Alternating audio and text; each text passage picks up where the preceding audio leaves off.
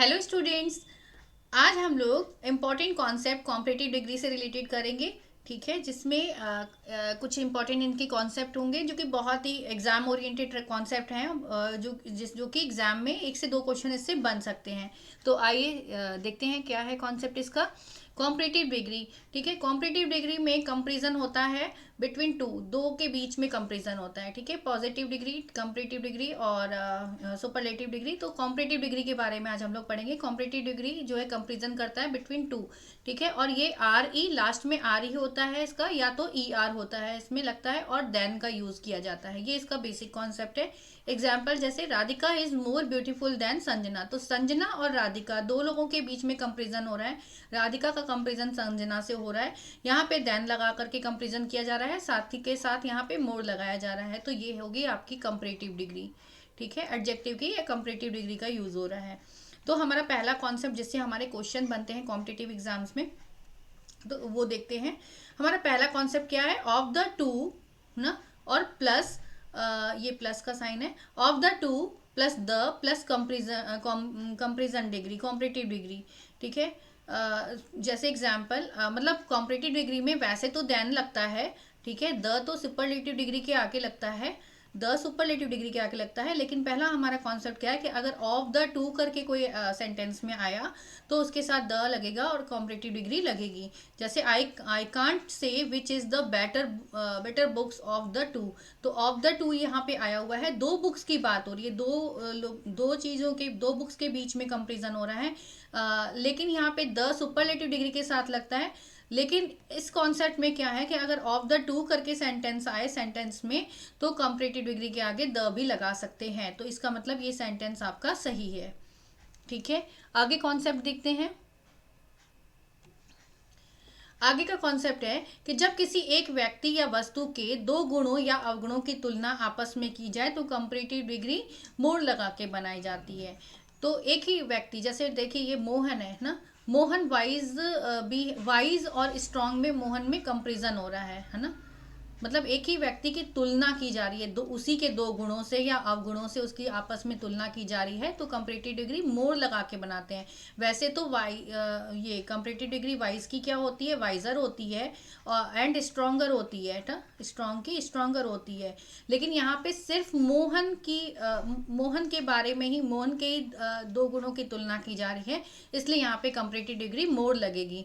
ठीक है, ये क्वेश्चन है, देखते हैं कैसे क्वेश्चन बनता है एग्जाम में। क्वेश्चन देखिए यहाँ पे क्या है, मोहन इज मोर, इसमें बताना है, ये चार ऑप्शन दिए गए हैं, कौन सा ऑप्शन सही है। Mohan is more wise than strong, Mohan is wiser than strong, Mohan is wiser than stronger, या Mohan is wise than stronger.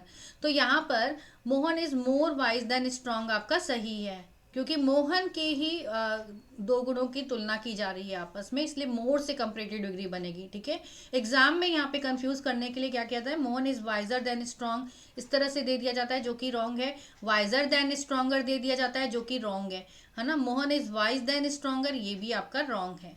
ठीक है, जैसे देखिए एक एग्जाम्पल ये है आपका, वह अमीर से ज्यादा मूर्ख है, तो उसी के गुणों और अवगुणों की तुलना, एक ही व्यक्ति के गुणों और अवगुणों की तुलना की जा रही है। तो यहाँ पे क्या हो जाएगा, he is more fool than rich. ठीक है, वह बुद्धिमान से ज्यादा चतुर है, he is more clever than wise. Okay, आगे नेक्स्ट कॉन्सेप्ट देखते हैं। नेक्स्ट कॉन्सेप्ट कॉम्पिटिटिव डिग्री का क्या है, कॉम्पिटिटिव डिग्री का नेक्स्ट कॉन्सेप्ट है, कंपेरेटिवली के साथ पॉजिटिव डिग्री का यूज किया जाता है ना। कंपेरेटिवली अगर आ गया सेंटेंस में तो उसके बाद यहाँ पे फिर जो है कॉम्पिटिटिव डिग्री का यूज नहीं करेंगे, पॉजिटिव डिग्री का यूज करेंगे। जैसे कंपेरेटिवली वाइज, वाइजर नहीं, एग्जाम में वाइजर लगा करके कंफ्यूज किया जाता है। नेक्स्ट कॉन्सेप्ट क्या है, यदि कोई गुण लगातार बढ़े या घटे तो दोनों बार एडजेक्टिव की कंपेरेटिव डिग्री का यूज करेंगे, है ना।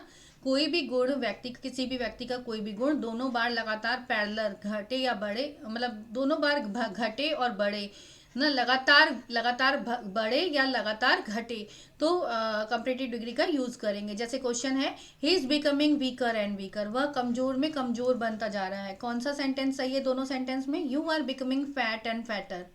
तो यहाँ पर ये फैट एंड फैटर गलत है, क्योंकि यहाँ पे फैटर एंड फैटर होना चाहिए, वीकर एंड वीकर सही है। ठीक है, कि वह कमजोर में कमजोर होता जा रहा है, दोनों बार लगातार ये घटता जा रहा है, इसलिए यहाँ पे weaker and weaker comparative degree का यूज़ करेंगे। ठीक है स्टूडेंट्स, आगे देखते हैं नेक्स्ट कॉन्सेप्ट। ये बहुत ही इंपॉर्टेंट कॉन्सेप्ट है कंपैरेटिव डिग्री के।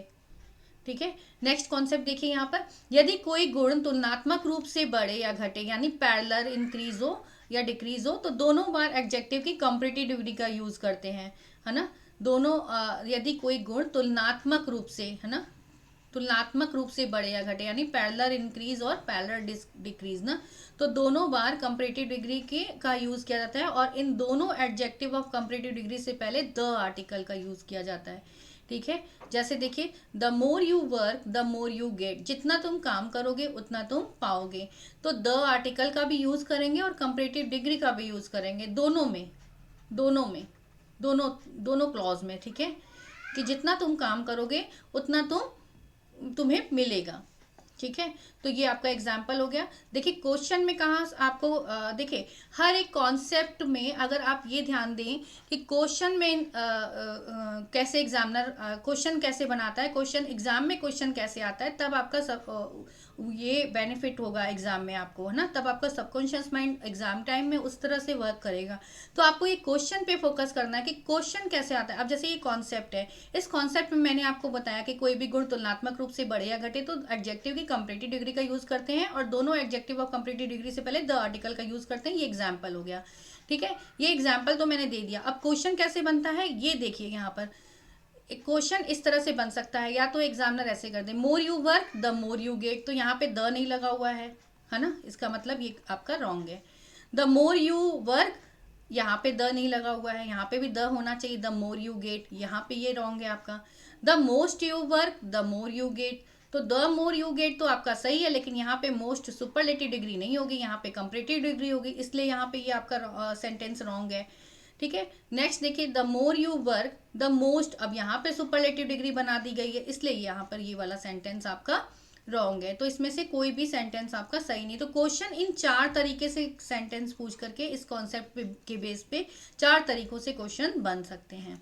ठीक है स्टूडेंट्स, अगर आप किसी भी कॉम्पिटिटिव एग्जाम्स की तैयारी कर रहे हैं तो अनअकैडमी एक बहुत ही अच्छा प्लेटफॉर्म है। अनअकैडमी प्लस पर डिस्काउंट कोड आपको यूज़ करना है, डिस्काउंट कोड के लिए आपको यूज़ करना है PMYT वैलिड है सभी कैटेगरी एग्जाम के लिए, जैसे UPSC, SSC, bank, railway, CDS, NDA, all state level exams and UGC net.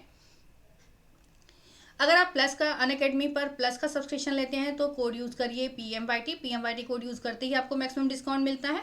ठीक वैसे ही अगर आप आइकॉनिक का सब्सक्रिप्शन लेते हैं तो कोड यूज़ करना है same PMYT maximum discount code है।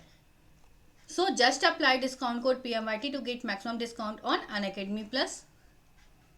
स्टूडेंट्स, इस चैनल को आप सब्सक्राइब कर दीजिएगा और बेल आइकन को प्रेस करना मत भूलिएगा, जिससे कि आपको इंपॉर्टेंट कॉन्सेप्ट और नोटिफिकेशन समय समय पर मिलते रहें और कुछ भी मिस ना हो। मिलते हैं नेक्स्ट वीडियो में। Thank you.